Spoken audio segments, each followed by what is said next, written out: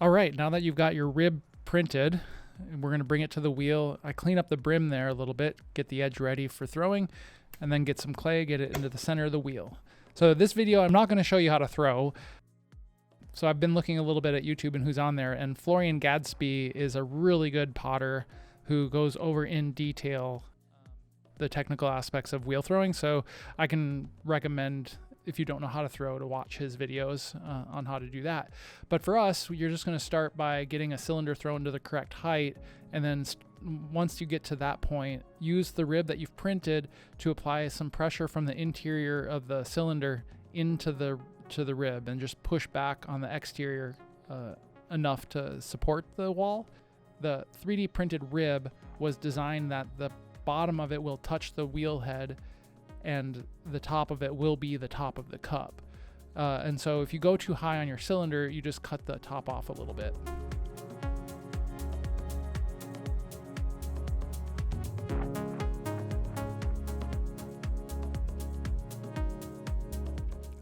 And so I'm doing that a couple times, like I'm coming in and pressing from the inside, and then I'm cleaning it up.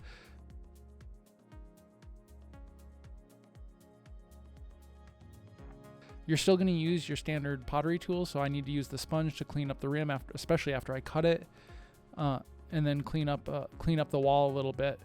And I do come in with a red rib and a wood tool to sort of finesse the last little bit of the curvature in the cup. So the rib's benefit is to really get the set correct, like it's acting as that template, but you still have a little cleanup and finesse to do with other tools. So it's a little bit of back and forth.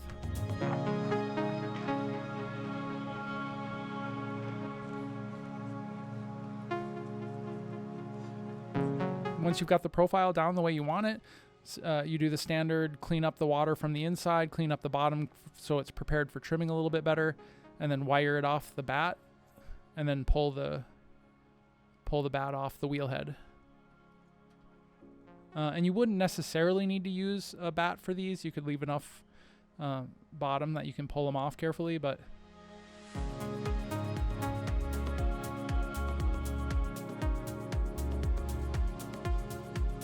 so let's pull up another one from it, and so you can see it from another angle.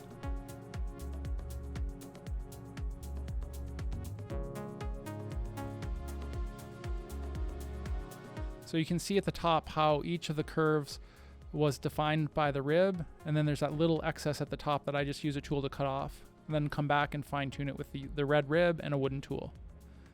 And then sponge just a mildly damp sponge to get the rest of the slurry off. Clean up the bottom, get the water out of the center, and run the wire through. Then it's time, you let them set for a day or two depending on your climate, how fast you can dry them, and then it's just time to trim. I'm using a masonite rib, so I need to add just a little bit of moisture to get the clay to stick to the bat really well. And then I'm trimming off the excess clay. I'm starting on the exterior and then going to work my way onto the interior. I'm alternating between some tools, some that I got when I was in South Korea, and then these are sort of your standard American trimming tools. Curvature that I want in the foot was easier to get with the standard trimming tools, but I oscillate between the two. And then if this is a porcelain I'm throwing with, so the red rib coming over it helps keep a really smooth foot. So this one obviously didn't stick to the wheel head, so I'm actually making that the last one that I'll give away. I saved it, and I kind of like the mark that it made, that it went through this trauma on the wheel head. So it is saved, and it's kind of a special one.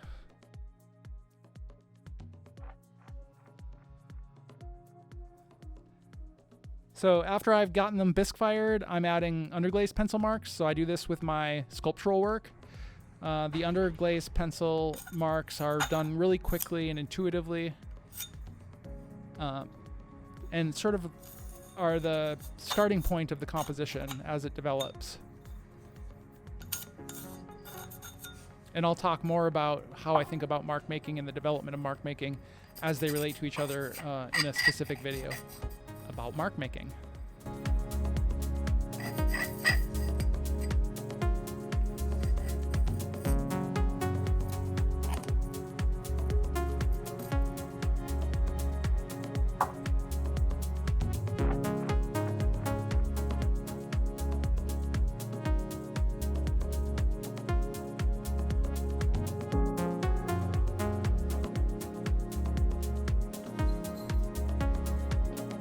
So this is the mark that was left on the wheel head.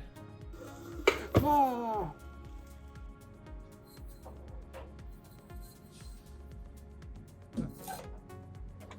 And I'm just using that as a starting point to make the underglaze pencil marks on these, or on this one.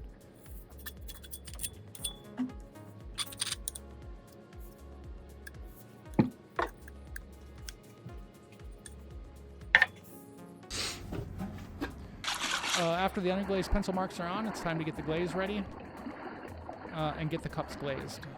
I'm just using a clear glaze. These are going to fire to cone 10.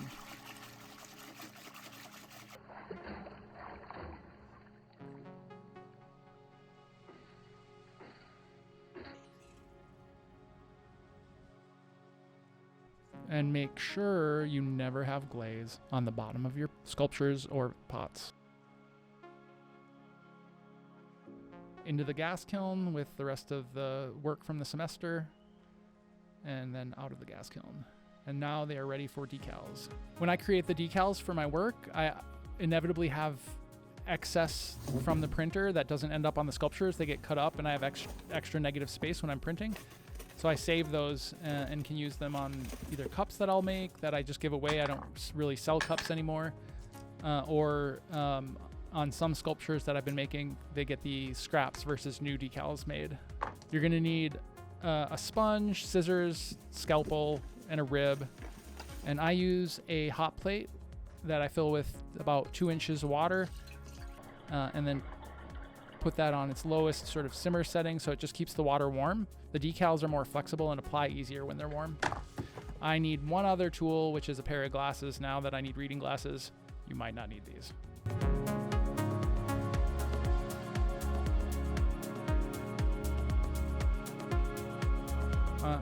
So after I have all my scrap pieces of decal around, I'm just deciding what goes where and sort of intuitively composing the imagery, just using what I have at hand.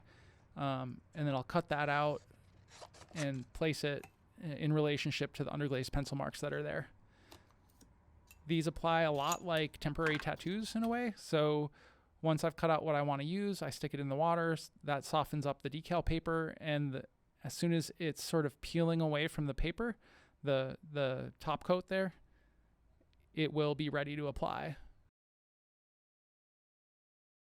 So just sort of carefully slide that as not to trap air between the decal and the cup, and then squeegee it with a red rib. The red rib works really well to get the air out, going from the center to the outside.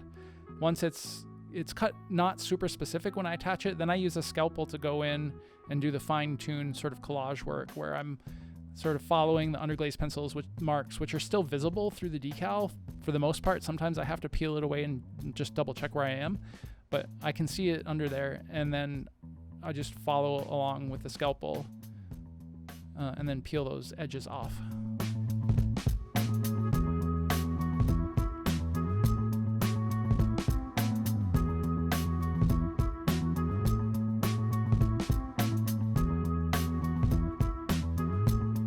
Peels up pretty easily.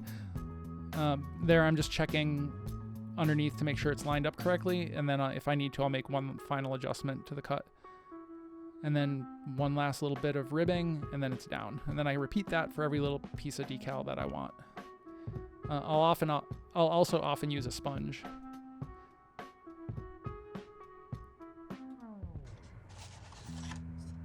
So I'll use a sponge. I like the mud tool sponges. They work really well. And then my initial application, because there's excess water after the decal was prepped, it'll get that off and adhere it originally pretty well. So a combination of the sponge and then the rib.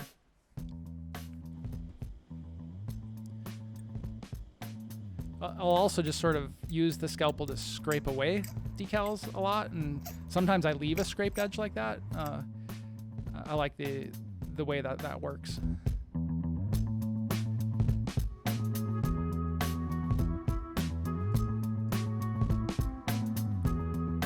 Then after all the decals are applied, they're into the kiln for their final firing.